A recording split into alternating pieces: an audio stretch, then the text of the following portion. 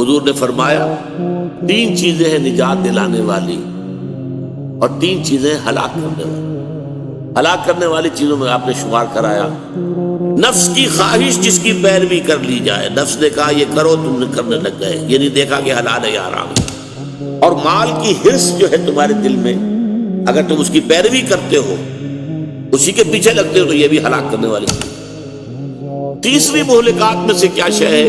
انسان کا اپنے آپ کو کچھ سمجھنا، اعجاب المرء بنفسہ، اور فرمایا وَهِيَ أَشَدُّهُنَّ، یہ جو ہے شدید ترین ہے، سخت ترین ہے۔ یہ ان تمام مہلکات میں ہوا متبعون سے بھی زیادہ شدید اور شح مطاعن سے بھی زیادہ شدید، اعجاب المرء بنفسہ وَهِيَ أَشَدُّهُنَّ۔ تو اس کا ایک مطلب تو یہ ہے کہ اننی من المسلمین، میں بھی مسلمانوں میں سے ہوں۔